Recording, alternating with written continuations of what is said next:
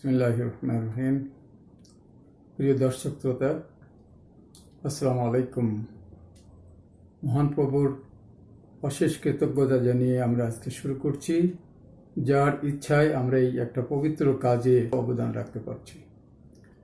প্রিয় দর্শকবৃন্দ, আমরা এই বছরের 2021 সালের প্রথম দিন থেকে আপনাদের সামনে জীবনের সবচেয়ে গুরুত্বপূর্ণ অংশ, যা দ্বারা জীবনটাকে সুন্দর এবং সাবলীল করা যায়, সেই দাম্পত্য জীবন নিয়ে কথা বলা শুরু করেছি। ইতিমধ্যেই আপনাদের সামনে আমরা দাম্পত্য জীবনের সফলতা, দাম্পত্যের দ্বন্দ্ব এবং দ্বন্দ্বের যে কারণগুলো, এগুলো আমরা অনলাইনে আপনাদের সামনে উপস্থাপন করেছি। আজকে আমরা এই যে কারণসমূহ যার জন্য এই দাম্পত্য কলহগুলো হয়, এই কারণগুলোর সমাধান নিয়ে আজকে আপনাদের সামনে কথা বলবো। কাজেই আজকের বিষয়টা অত্যন্ত অত্যন্ত গুরুত্বপূর্ণ। এই আজকের অধ্যায়টাও যদি আমরা ভালো করে আমাদের নিজের আমলে নিয়ে আসি, তাহলে আশা করা যায় যে আমরা আমাদের জীবনটাকে দাম্পত্যর সাথে সাথে সংসার এবং সমাজটাকে সুন্দর করতে পারবো ইনশাল্লাহ। তো আজকে তাহলে আমাদের বিষয়টা হলো দাম্পত্য কলহের সমাধানে। আমরা আগের মতোই যেটা বলবো যে এই সমস্যার মতোই ব্যক্তিগত পর্যায়ে কিছু থাকে, আর থাকে হলো পারিপার্শ্বিক অবস্থার জন্য। আমরা আজকে ব্যক্তিগত পর্যায়ের প্রথম অংশটা, অর্থাৎ আমরা যেটা বলেছিলাম সমস্যার মধ্যে যে জ্ঞান এবং দক্ষতার যে অভাবটা আমাদের মধ্যে আছে, এইটার সমাধান নিয়ে আপনাদের সাথে কথা বলবো। তো কিসের জ্ঞান আসলে আমাদের জানতে হবে? সেটা হলো প্রথমেই আমাদের দাম্পত্য জীবনের বাস্তবতার জ্ঞান অর্জন এবং এর ব্যবহার। বাস্তবতাটা আসলে কি? বাস্তবতা এই জন্যে আসছে যে আমরা অনেকেই বিয়ে নামক জিনিসটাকে একটা একটা ফ্যান্টাসির জগৎ বলে মনে করি যে সেখানে গেলে কত কিছু পাবো, আমার জন্য কত সুখ, কত আনন্দ, কত পাওয়া অপেক্ষা করছে। আসলে এইটা একটা নেগেটিভ ধারণা, অথবা আমরা বলি আনহেলদি কগনিশন। আপনার মাথার মধ্যে জমে থাকা একটা অসুস্থ চিন্তা। এই অসুস্থ চিন্তা যতদিন মাথার মধ্যে আছে, ততদিন কিন্তু আমার দ্বারা ভালো কিছু চিন্তা করা, ভালো কাজ করা সম্ভব না। আমি সব কিছুতে নেগেটিভ দেখব। এই শুধুমাত্র এই একটা জিনিসই না, দাম্পত্যকে যে আমরা ফ্যান্টাসি বলছি সেটাতে না, সব ক্ষেত্রেই। কাজেই এটাকে আমাদের মাথা থেকে ইরেজ করে ফেলতে হবে, এখান থেকে মুছে ফেলতে হবে। এটাকে যে কোনোভাবেই এই নেগেটিভ অসুস্থ চিন্তাটাকে মাথার মধ্যে ঠাঁই দেওয়া যাবে না। তো এটা গেল যে আমাদের যে অসুস্থ চিন্তার কথা। এখন বাস্তবতাটা হলে কি বিয়ের? দেখুন, বিয়েটা হলো আসলে আপনার জীবনের পূর্ণাঙ্গতা। একজন মানুষের জীবনে, সেটা নারী হোক পুরুষ হোক, সেটা হলো আপনার জীবনের পূর্ণতা নিয়ে আসে এই বিয়েটা। এই বিয়ে আপনার জীবনে আরেকজন নর বা নারীকে নিয়ে আসে, যা আপনার ইমানের অর্ধাংশ। বলা হয়েছে আন-নিকাহু নিসফুল ঈমান, অর্থাৎ আপনার বিশ্বাসটাকে পরিপূর্ণ করতে হলে আপনাকে বিয়ে করা দরকার, এবং বিয়ের মাধ্যমেই বিশ্বাসটা পরিপূর্ণ হয়। অর্ধেকটা খালি থাকে যদি আমরা বিয়েতে না যাই। তো এইটা আসলে কোন জগৎ, কোন জায়গা আসলে আমাদের জীবনের জন্য? যে জায়গায় একজন পুরুষ বা স্ত্রী, যেটা অন্যের ক্ষেত্রে যে সমস্ত আচরণ, যে সমস্ত উপভোগ্য আচরণ বা সময় দেওয়া বা যে সমস্ত কাজকর্ম অবৈধ, সেটা আপনার জন্য আল্লাহ তাআলা বৈধ করেছেন। শুধু বৈধ করেছেন তাই না, একজন স্বামী বা স্ত্রী যদি তার স্বামীর দিকে বা স্ত্রীর দিকে একটু মায়ার দৃষ্টিতে, একটু ভালোবাসার দৃষ্টিতে, প্রেমের দৃষ্টিতে তাকানো, আল্লাহর কাছে এটা সওয়াবের কাজ, এটা একটা কল্যাণের কাজ, এটা একটা ইবাদতের কাজ।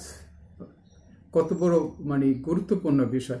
এবং এই যে আপনি স্বামী স্ত্রীর জীবন যাপন করতেছেন, এই জীবনটা কিন্তু আপনার পরিপূর্ণ জীবনটাকে সুন্দর করার জন্য আপনি যে চেষ্টা সাধ্য করে যাচ্ছেন, এটা পুরাটাই আপনার জন্য ইবাদত, যদি এটা আল্লাহ তাআলার নির্দেশ মনে করতে হয়ে থাকে।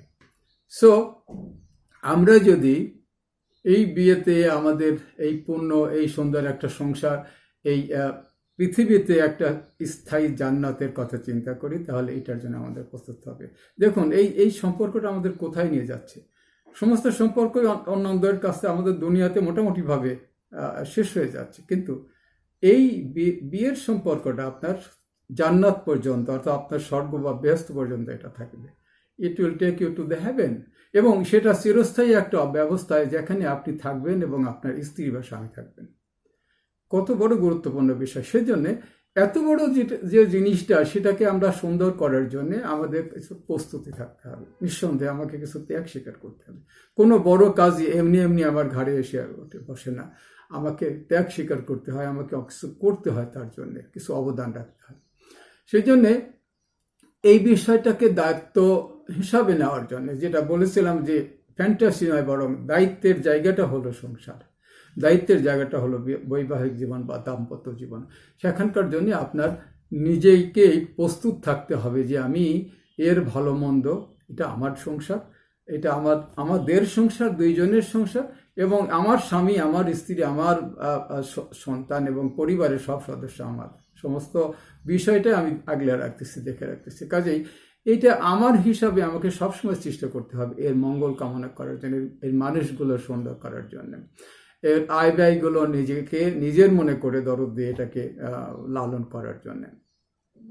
এবং কোনো ক্ষেত্রে যদি এমনও হয় যে আমার আরেকজন, যিনি আমার স্বামী বা স্ত্রী, এর জন্য ঠিকমতো সময় দিতে পারছেন না, বা তার কোনো অনুপস্থিতিতে বা তার কোনো অপারগতায় আর এক পক্ষকে, তার স্বামী হোক স্ত্রী হোক, সে প্রস্তুত থাকতে হবে সেই অপূর্ণতাকে পূর্ণ করে দেওয়ার জন্য। তাহলেই না পরিপূর্ণ একটা দাম্পত্য পাবো, তাহলেই না আমরা আল্লাহর পর্যন্ত যেতে পারবো এবং জান্নাত পর্যন্ত যেতে পারবো। এরপরে যে জিনিসটা আমাদের জন্য খুবই দরকার, খুবই জরুরি, সেটা হলো যে এই সংসারটা আসলে এমনি এমনি হেলা খেলার জায়গা নয়, এটা একটা পরিকল্পিতভাবে জীবন পরিচালনা করার জায়গা। যেমন আপনি যখন বিয়ে করেছেন, বিয়ে করার সময় আপনার একটা পরিকল্পনা থাকা দরকার, একটা প্রি ম্যারেজ কোর্স করা দরকার আসলে প্রত্যেকটা সন্তান সন্ততির জন্য, যারা বিয়ে করতে যান, একটা মানুষ, নর এবং নারীর জন্য। এবং সেই পরিকল্পনার পর আপনি বিয়ে বসলেন, পরিকল্পনা করে আপনি সন্তান নেবেন, পরিকল্পনা করে আপনার সন্তানকে কিভাবে লালন করবেন তার পরিকল্পনা থাকবে, সংসারটা কিভাবে চালাবেন সেই বিষয়ে কিন্তু আপনাদেরকে পরিকল্পনায় যেতে হবে, আমাদেরকে পরিকল্পনায় যদি আমরা সেইভাবে পরিকল্পনা করি, আমার জীবনের একটা পরিকল্পনা থাকবে, আমার সংসারের একটা পরিকল্পনা থাকবে যে আমার এই দাম্পত্য জীবন আমাকে কোথায় নিয়ে যাবে। আপনি একটা টার্গেট ফিক্স করবেন যে আমি অমুক জায়গায় খুঁজতে চাই, কি চাই, এটা আপনার বিষয়। নিঃসন্দেহে একটা প্রশান্তিময় এন্ড অফ দ্য লাইফ আপনি চাবেন, আপনার জীবনের শেষ কি হবে, সে সময় আপনি কেমন থাকবেন, মানুষ আপনাকে কিভাবে গ্রহণ করবে, আল্লাহর কাছে আপনি কতটুকু গ্রহণযোগ্য হবেন, সৃষ্টির জন্য আপনি কি করলেন, এই সমস্ত বিষয় ঠিক করে যদি আমরা আমাদের জীবনের লক্ষ্য ঠিক রেখে পরিকল্পনা মতো যাই, তাহলে আমাদের এই জ্ঞানের অভাবগুলো পূরণ করতে হবে। এবং অভাবগুলো পূরণ হলে আপনি নিজেই বিশ্বাস করবেন, নিশ্চয়ই এখন বুঝতে পারছেন যে এই জিনিসগুলো পূরণ করে যদি আমি ঠিক মতো এখানে আমার নিজের অবদান রাখি, তাহলে সংসারটা সুন্দর হয়। দ্বিতীয় যে বিষয়টা আমাকে জ্ঞান এবং দক্ষতার জন্য কাজ করতে হবে, সেটা হলো আমার দায়িত্ব এবং কর্তব্য সম্বন্ধে আমাকে ওয়াকিবহাল থাকতে হবে। কিসের দায়িত্ব কর্তব্য? যেমন ধরেন যে আমি দুইজনের সাধ্য এবং অভিজ্ঞতার উপরে ভিত্তি করে আমাদের দায়িত্ব কর্তব্যগুলো ভাগ হবে। আল্লাহ তাআলা সৃষ্টির সময় আমাদেরকে কিছু না কিছু জিনিস দিয়ে দিয়েছেন আমাদের মধ্যে, কিছু একজনেরটা কিছু ভালো, আর একজনেরটা কিছু দুর্বল। তো এরকম একজন কঠিন কাজ করতে পারেন, একজন সহজ কাজ করতে পারেন। তো আমরা আসলে আমাদের পারস্পরিক যে দায়িত্ব কর্তব্য থাকে, সেটা আমরা আমাদের সাধ্য এবং অভিজ্ঞতার ভিত্তিতে ভাগ করে নেব, এবং সেখানে নিজের কাজটাকে বরং বেশি করে কিভাবে আমি আর একজনকে আনন্দ দেব এবং অপরকে কতটুকু সন্তুষ্ট রাখতে পারি, এবং তার কষ্টটা কি করে কমায়ে সুখটা বাড়াতে পারি, এই ধরনের আসলে পারস্পরিক ভাগাভাগি আমাদের হওয়া উচিত। অর্থাৎ এই ভাগটা আমি নিজেই চেষ্টা করব যে আমি যেন বেশি বেশি ভালো কাজে অংশগ্রহণ করতে পারি এবং তাকে যেন একটু আরো ভালো রাখতে পারি, তাকে মানে আমার স্বামী অথবা আমার স্ত্রীকে। এবং সংসারে যে কোনো অভাবে একজনের জায়গায় যেন একটা আগেই বলেছি যে অন্যজন আমরা পূরণ করতে পারি।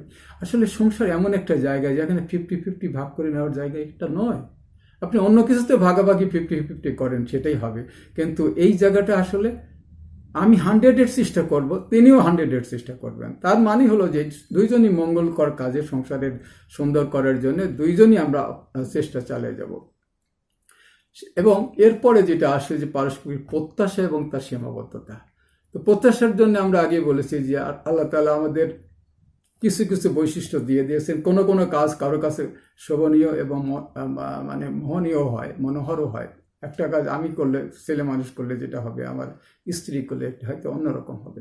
তো এরকম আমাদের প্রত্যাশা থাকবে যে তার দ্বারা কতটুকু সম্ভব সেই প্রত্যাশাটা আমি করি। সবচেয়ে বড় জিনিস যেটা প্রত্যাশার বিষয়ে, আমি যে জীবনের লক্ষ্য স্থির করেছি, আমি কোথায় পৌঁছবো, আমার গোলটা কি, আমাদের জীবনের, আমাদের পরিবারের জীবনের গোলটা কি, কোথায় আমরা পৌঁছবো, প্র্যাকটিক্যালি কোন দিকে যাচ্ছি, আমাদের বিমটা, এই যে আলোর বিমের মতো কোন দিকে আমরা অগ্রসর হচ্ছি, সেই জায়গায় পৌঁছার জন্যে এক একটা ধাপ আমাকে পার হতে হবে। গোলকে পাইতে হলে এক একটা অবজেক্টিভ আমাদের পূরণ করতে হয়।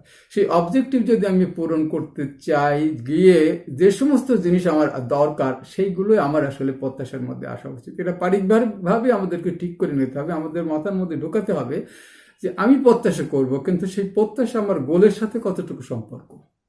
আন্ধাধান্ধা যদি কিছু একটা এটা মনে করে আমার এটা দরকার, আমার সেটা দরকার, আমি তোমার কাছে এইটাও চেতে পারি, তুমি কেন আমাকে এটা দাও না, আমার কেন বাড়ি নাই, আমার কোনো গাড়ি নাই, এরকম চিন্তা না করে আসলে আমি কি বাড়ি গাড়ি চাই নাকি আর কিছু চাই, আমি কি প্রশান্তি চাই নাকি সম্পদ চাই, এটা আমাকে ঠিক করে নিতে হবে। এবং আমার প্রত্যাশার প্রত্যেকটা পর্যায়ে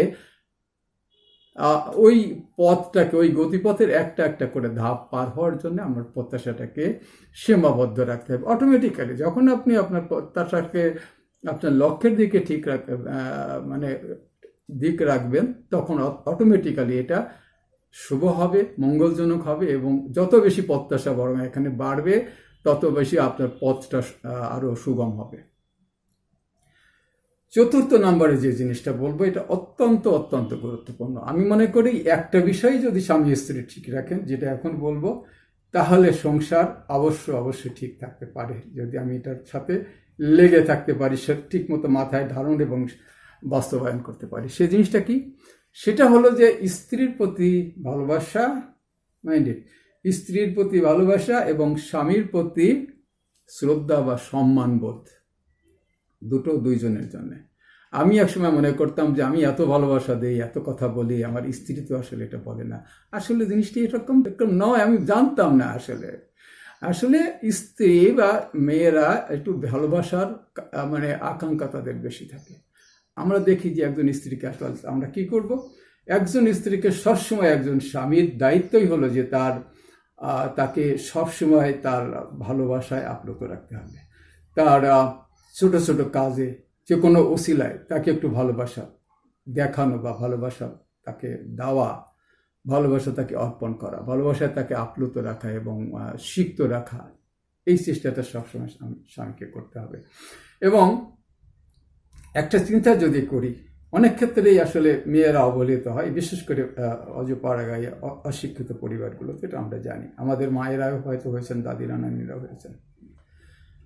একটু গভীরভাবে একটু চিন্তা করার বিষয়, এই স্ত্রীটা, আপনার স্ত্রী, আমার স্ত্রী, ইনি কিন্তু একজন মাও। আপনি একটু গভীরভাবে আপনার মায়ের কথা চিন্তা করুন তো। আপনার মা আপনার বাবার সংসারে কি করেছেন, তার অবদান কি, তার স্থানটা কোথায়, তার মর্যাদাটা কি। আমি দেখেন, যখন বিয়ে হয়ে একটা বাড়িতে আসলো একজন মেয়ে, সাধারণত এভাবেই আসে, সেখানেই তার নিজের সমস্ত কিছু ছেড়ে আসতেছে। এবং ছেড়েই শুধু আসছে না, আসার পর আপনার সাথে সংসার করতে গিয়ে, স্বামীর সাথে সংসার করতে গিয়ে তিনি একটা সন্তান নিলেন। পর্বটা এখানেই শেষ না, সন্তান তার গর্ভে আসলো। স্বামী কিন্তু আসলে আর এরপরে তার বড় কোনো দায়িত্ব নেই এবং করার কাজও না, আল্লাহ তাআলা এইভাবে রাখেনও নেই তার জন্য। এই স্ত্রী বা এই একজন মা, আপনার সন্তানের মা, আপনার মায়ের মতোই আপনার সন্তানকে তার গর্ভে ধারণ করে 9 মাস 10 দিন, কি তীব্র কষ্টে, নানান রকম শীত, গ্রীষ্ম, গরমে এবং শীতে কত রকম কষ্ট করে তার খাওয়া ছেড়ে দিয়ে, ঠিকমতো খেতে পারেন না, ঠিকমতো ঘুমোতে পারেন না, ঠিকমতো উঠতে বসতে পারেন না, সন্তানকে গর্ভে ধারণ করে। তিনি আমার যেমন মা ছিলেন, আমার সন্তানের মা আমার স্ত্রী। এ তো গেল এই তার জীবনের একটা পর্ব যে একটা মানুষের মধ্যে আর একটা মানুষ, আল্লাহ তাআলার বিধান। যাই হোক, এই কষ্ট শেষ করে যেদিন শেষ প্রান্তে আসলেন উনি, এই সন্তানকে যখন পৃথিবীতে নিয়ে আসতে গেলেন, তখন যে কষ্ট তার, সারা পৃথিবীর কোনো মানুষ এক মা ছাড়া এটা বুঝবে না। তার সৃষ্টির এই যে প্রচন্ড কষ্টটা, তার মৃত্যু যন্ত্রণার সম কষ্ট, তিনি মাত্র এটা অনুভব করলেন। অসম্ভব, মৃত্যুর সামনাসামনি যে তার মাপ চেয়ে গেলেন, আপনার কাছে তুমি আমাকে ক্ষমা করে দাও, এবার হয়তো আমি আর বাঁচবো না। যুদ্ধ, একটা সন্তানকে পৃথিবীতে আনা একটা মায়ের জন্য একটা যুদ্ধ। এই যুদ্ধে যাই হোক, যিনি বেঁচে গেলেন, সন্তান পেলেন, আলহামদুলিল্লাহ। সন্তানের মুখের দিকে চাই এই মা সমস্ত কষ্ট ভুলে গেলেন, সন্তানকে বুকে নিলেন। এই বুকে নিয়ে যদি শেষ হতো তাহলে তো হতো আজীবন ধরে, বিশেষ করে শিশুকাল থেকে তাকে একদম একদিনের বাচ্চা থেকে কি যত্নে নিজের সমস্ত কিছু সর্বস্ব ত্যাগ করে এই মা এই সন্তানকে তিলে তিলে বড় করেন, আস্তে আস্তে তার সমস্ত অভাব পূরণ করেন। তার যখন যে সহায়তা দরকার সে জাতীয় সেই সহায়তা তাকে দেন। শুধু কি তাই, আজীবন সেই সন্তানকে, সে সন্তান হিসাবে তার যাতে একটু দুঃখ কষ্ট হয়, নিজের সব থাকে, ইভেনকি নিজের জীবনটা পর্যন্ত দিয়ে দিতে মায়েরা প্রস্তুত থাকে। শুধু মানুষ মা না, আপনারা দেখছেন ভিডিওতে একটা হরিণ মা তার সন্তানকে বাঁচানোর জন্য কুমিরের সামনে গিয়ে নিজের জীবনটা দিয়ে দিল। এটা দেখছেন আপনারা? দিস ইজ মা। মা কি জিনিস!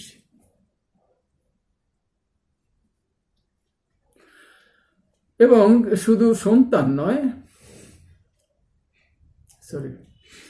তিনি আপনার সংসারটাকেও নিজের সন্তানের মতো আগলে রাখেন। একটু কোনো জায়গায় বিচ্যুতি হলে সেটাকে আবার সংশোধন করার জন্য তিনি আপ্রাণ চেষ্টা করেন। এই মাকে গভীরভাবে শ্রদ্ধা না করে একজন স্বামীর কোনো উপায় নেই, গভীরভাবে মনে রাখতে হবে। এবং আপনার দায়িত্ব আপনার সন্তানকে বোঝাই দিতে হবে, এ তোমার মা। পৃথিবীতে সম্মানের দিক থেকে মায়ের আসন আল্লাহ তাআলা নিজেই, আমার ধর্ম, আমার জীবন বিধান তাকে সর্বোচ্চ স্থানে রেখে দিয়েছে একটা সন্তানের জন্য। আমার সম্মান দেওয়ার কোনো সুযোগ আছে? আসলে আল্লাহ তাআলা নিজেই তাকে সম্মানিত করেছে। সন্তানকে বুঝাই দিতে হবে, দিস ইজ ইউর মাদার, এই তোমার মা। পৃথিবীতে এক আল্লাহ এবং রাসূল ছাড়া যে কোনো মানুষের চাইতে তিনি তোমার মর্যাদা আসনে সবার চাইতে উপরে বসে আছে। এরপরে আসুন আমরা এবার বাবারটা দেখি। বাবা চান সম্মান, অর্থাৎ স্বামী চান সম্মান, এবং স্ত্রীর দায়িত্ব হবে তাকে গভীরভাবে শ্রদ্ধায়, যেহেতু আল্লাহ তাআলা তাকে স্বামী হিসাবে তার ভাগ্যে দিয়েছেন এবং তাকে তার জন্য জায়েজ করেছেন, তার সুখ সম্পদ, তার সম্পদ সব কিছু ভাগে সব সাথে আমি একাত্রিত হয়ে গেছি। কাজেই যে কোনোভাবেই হোক আমাকে কষ্ট করে হলেও তাকে ভালোবাসতে হবে, মন থেকে ভালোবাসতে হবে, বাইরে দেখানো ভালোবাসা নয়। আল্লাহকে সাক্ষী রেখে আমাকে তাকে ভালোবাসার জায়গায় আমার অন্তরের জীবন সাথী, আমার পরকালের সাথী, আজন্ম সাথী, অনন্তকালের জন্য সাথী, অসীম সময়ের জন্য যে সাথী, সেই সাথীকে অবশ্যই আপনাকে ভালোবাসতে হবে। তার দোষ ত্রুটি যাই থাক না কেন, স্ত্রীকেও একইভাবে তাকে ভালোবাসা দিতে হবে। আর স্বামীকে সেই শ্রদ্ধার জায়গাটায় আপনাকে রাখতে হবে। সবসময় চেষ্টা করতে হবে যে স্বামী যেন কোনোভাবে তার সম্মান হানি না হয়, বরং তার সম্মান বৃদ্ধির জন্য এবং কোনোভাবে হানি না হয় এটার জন্য আপ্রাণ চেষ্টা করে যেতে হবে একজন স্ত্রীকে। এবং এই স্ত্রী আরও যে দায়িত্বটা পালন করবেন, তার সন্তানকে বুঝিয়ে দেবেন তার নিজের আচরণ দ্বারা যে দিস ইজ ইউর ফাদার, আমি তাকে শ্রদ্ধা করি, আমার কাছে সে শ্রেষ্ঠ মানুষ, তোমরা সন্তানেরাও যেন তাকে শ্রেষ্ঠ মানুষ হিসাবে বিবেচনা করে, এটা আমি চাই। এবং আমার কাছে এই শিক্ষাটাই তোমরা পেয়ে গেলে এবং এটাকে সারা জীবন কাজে লাগাবা। আমি যেটা বলেছিলাম, যদি এই দুটো জিনিস স্বামী এবং স্ত্রীকে দেওয়া যায়, আপনি নিজেরাই বিবেচনা, বেতনটা বাক বেতনটা আসবে যখন একজন আরেকজনকে ভালোবাসা দেওয়ার জন্য পাগল, আর আরেকজন আরেকজনকে স্বামীকে যখন সম্মানের আসনে উঁচিয়ে রাখার জন্য একজন ব্যস্ত, সেখানে সংসারে অশান্তি কেন আসবে, কি করে আসবে? যাই হোক, আমরা পরেরটাতে যাই। আমরা পরবর্তী যে জিনিসটা বলবো যে আমাদেরকে অবশ্যই সংসারে একসাথে একমতে চলতে হবে। যেটা আগে বলেছিলাম যে আমাদের একটা পরিকল্পনা থাকবে ঠিকই, কিন্তু সেই পরিকল্পনাটায় দুইজনের জন্য মোটামুটিভাবে তার বুদ্ধি, তার অভিজ্ঞতা, এগুলো বলছিলাম যে আমরা ভাগাভাগি করে নেব। আমরা বুঝবো যে এই বিষয়ে ওনার অভিজ্ঞতা বেশি, স্ত্রীর অভিজ্ঞতা বেশি, সেই বিষয়টা তাকে বলি যে তুমি বলো দেখি, তারপরে দুইজন মিলে আমরা মতামত নেব এবং সংসার করব। কোনো যদি বিচ্যুতি ঘটে, কোনো জায়গায় যদি মনে কষাকষি হয়, সেক্ষেত্রে আমাদেরকে ঠান্ডা মাথায় একটা নির্দিষ্ট টাইমে আমাদের বসতে হবে এবং বসে এটার মীমাংসা যতক্ষণ না হচ্ছে। যেমন গায়ে ময়লা হলে আপনি কি করেন? যত তাড়াতাড়ি সম্ভব, আপনি চলছেন এক জায়গায়, পাখিতে পায়খানা করে দিল আপনার কোটের মধ্যে, ব্লেজারের মধ্যে, কি করেন আপনি? যত তাড়াতাড়ি সম্ভব এটাকে, নোংরাটাকে পরিষ্কার করার চেষ্টা করেন। আমাদের সংসারে এরকম অনেক সমস্যা হলে দুজন মিলে, সংসারটা দুজন সবসময় মনে রাখতে হবে, হ্যাঁ আমি কামাই করি, আমার সব, আর একজন আমি দেখি, আমি সব করি, আমি তো কামাইও করি, আমি সংসারও দেখি। নো, আপনি দুটাই করবেন। সংসার আপনার, শুধু আপনার স্বামীর না, শুধু আপনার স্ত্রীর না। কাজেই আপনাকে প্রয়োজনে সব কিছুই করতে হবে। তারপরেও আপনি আরেকজনকে দোষাদোষি করতে যাবেন না, বরং উভয় মিলে সংসারটাকে পরিচালনা করবেন। ইনশাআল্লাহ সংসারে আর অশান্তি আসবে না। 6 নম্বর যেটা কাজ, সেটা আমি বলবো যে বিষয়গুলো, এটা আমরা আসলে বিস্তারিত আলাপ করব, বিষয়গুলো আমি শুধু সংক্ষেপে আলোচনা করে যাই। সেটা হলো যে একটা মানুষের জন্য শুধু স্বামীর সাথে না, সংসারের সাথে না, সব মানুষের সাথে যে জিনিসটা আমাদের দরকার, সমমর্মিতা, তার অন্তরের অবস্থানটা আমার বোঝার সক্ষমতা এবং সেখানে সেইভাবে তাকে সহায়তা দেয়া, অর্থাৎ তার চোখ দিয়ে তাকে দেখা, সে যেভাবে ব্যথা পাচ্ছে, যেভাবে সে যে অবস্থানে আছে, সেই অবস্থানটাকে আমাকে বোঝার যোগ্যতা অর্জন করা। এরপরে যেটা আছে আবেগীয় বুদ্ধিমত্তা, অর্থাৎ ইমোশনাল ইন্টেলিজেন্স। প্রত্যেকটা মানুষের এই জিনিসটা অর্জন করা অত্যন্ত অত্যন্ত অপরিহার্য। কাজে স্বামী স্ত্রীকেও এই জ্ঞানগুলো অর্জন করতে হবে এবং সেটাকে প্রয়োগ করতে হবে। সেটা জিনিসটা কি, যে আমরা আবেগকে সুষ্ঠুভাবে ব্যবহার করতে জানবো, তাহলে আমি ছোট বড় মধ্যম মাঝারি সবাইকে আমি ঠিকমতো সহায়তা দিতে পারবো, সঙ্গ দিতে পারবো, তাদেরকে আমার কাছে রাখতে পারবো। আমার সাথে কৃষিতে কাজ করে মাত্র 10 থেকে 20 ভাগ, অর্থাৎ যেটাকে আমরা আইকিউ বলি, ইন্টেলিজেন্ট কোয়েশ্চেন। আর আপনি যারা আবেগকে কন্ট্রোল করে, সুষ্ঠুভাবে আবেগকে পরিচালিত, আপনাকে রাগাচ্ছেন, উনি হাসছেন, যারা এই হাসতে পারেন তারা মানুষকে কন্ট্রোল করতে পারেন, তারা নিজেও আস্তে সুস্থ থাকতে পারেন। তো এই জিনিসটা আমাদেরকে অর্জন করতে হবে প্রত্যেক স্বামী স্ত্রীকে, এবং আমরা এগুলো আমাদের সন্তানদেরকেও শেখাবো অবশ্যই। এরপরে যেটা আসছে, যে অসুস্থ চিন্তা যদি মাথায় থাকে, তাহলে সুস্থ চিন্তার কিন্তু জায়গা থাকে না। আপনি বোঝেন যে একটা পাত্রে যদি নোংরা থাকে, সেখানে আপনি ভালো জিনিস রাখবেন, একটা খাবার জিনিস রাখবেন কি করে? এই জন্য মাথা থেকে অসুস্থ চিন্তাকে দূরে সরানো, অর্থাৎ নেগেটিভ আনহেলদি কগনিশন, এখানে ভালো কগনিশন আমাকে আনতে হবে। এই কাজটাও একটা বেশ লম্বা কাজ, নিঃসন্দেহে এটা বেশ কষ্টসাধ্য, কিন্তু এটা আমাদের অর্জন করতে হবে। জীবনটাও তো কষ্টসাধ্য, কিন্তু আমরা কি এটাকে বহন না করে ছেড়ে দিয়ে রাখছি? এরপরে যেটা আসছে আমাদের জন্য, যে মানসিক কিছু সক্ষমতা, যেটাকে আমরা লাইফ স্কিল বলি, সেই জিনিসটা আমাদেরকে অর্জন করতে হবে। এবং এই যে 4টে জিনিস বললাম, এই 4টে জিনিস আমাদের সন্তানদের মধ্যেও আনতে হবে। সপ্তম এবং শেষ যে জ্ঞান আমাদের দক্ষতা দরকার, সেটা হলো সন্তান লালনের দক্ষতা। সন্তান লালনের দক্ষতা আসলে আমরা মনে করি যে বোধহয় আমরা ভালোই জানি। অনেকেই বলে যে আরে বাপ মা এইভাবে করে গেছে, মায়ের উপরে ওষুধ নাই, আমরা কি কম জানি, এরকম আমরা বলেই থাকি। কিন্তু এটা আমিও জানি, আমি এরকম বলেছি, এটা মূর্খতা করেছি। আসলে এটা না জানা একটা অজ্ঞ লোকের কাজ, যিনি বলেন যে আমি তো সব জানি, যা করছি এটাই ঠিক আছে। ভাই, আপনার জীবন আপনার মতো করে চালাবেন, এর স্বাধীনতা আপনার আছে, কিন্তু জ্ঞান তো আসলে বসে নাই। প্রতিদিন বিজ্ঞান উন্নত হচ্ছে এবং সন্তান লালন সহ মানুষের মানবিক গুণাবলী বাড়ানোর জন্য অনবরত প্রচেষ্টা চলছে।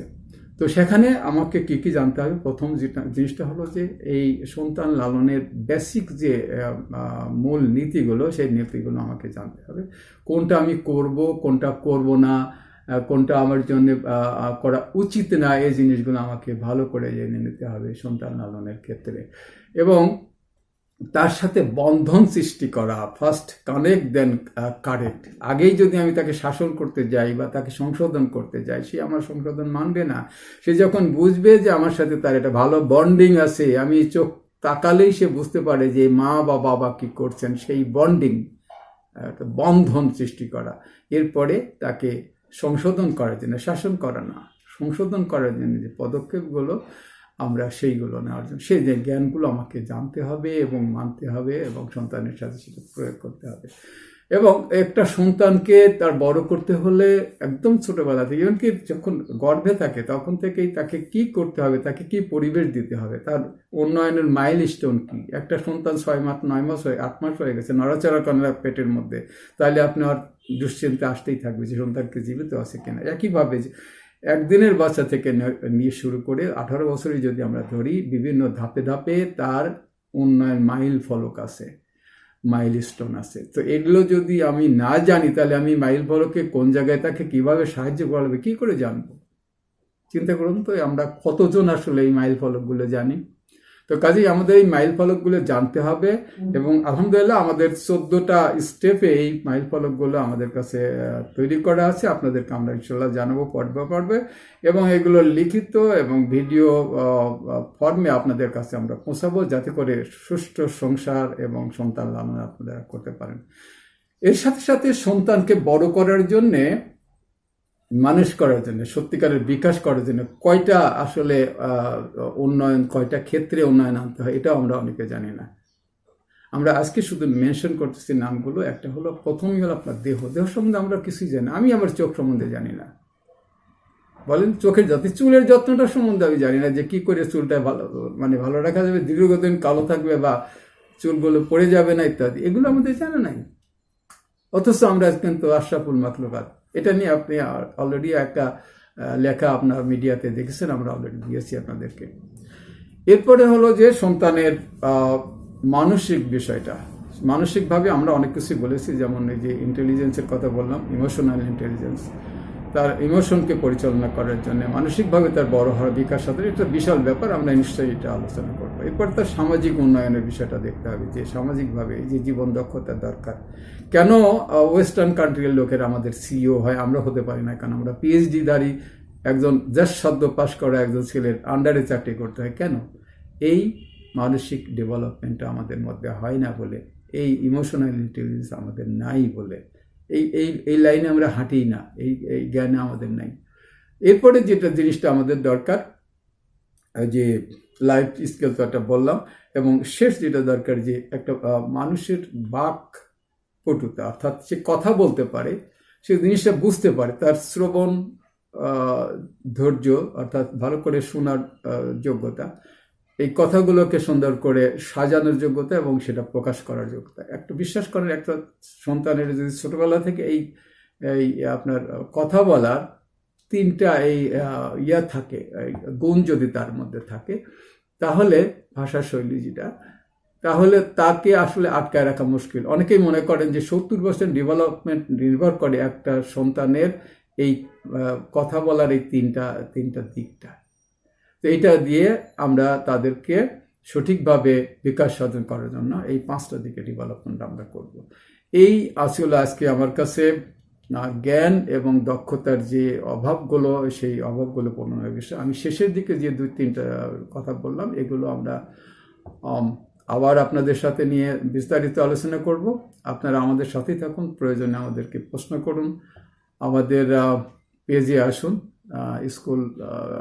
স্কুল প্যারেন্টিংয়ে আপনারা আমাদের প্রশ্ন করতে পারেন, আপনাদের জিজ্ঞাসা জানাতে পারেন।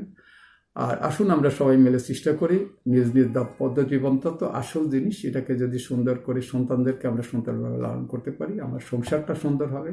এবং প্রত্যেকটা সংসার যদি সুন্দর হয়, তাহলে সমাজ সুন্দর হতে বাধ্য হবে। আর সমাজ যদি সুন্দর হয়, নিঃসন্দেহে আমাদের দেশ ইভেন কি সমস্ত পৃথিবীটা আল্লাহ তাআলা যেভাবে চাইছেন তার প্রতিনিধি হিসাবে আমাদের যে দায়িত্ব, সেই দায়িত্বগুলো পালন করতে পারবো। আল্লাহ আমাদের সেই তৌফিক দিন। আপনারা সবাই ভালো থাকুন। আসসালামু আলাইকুম।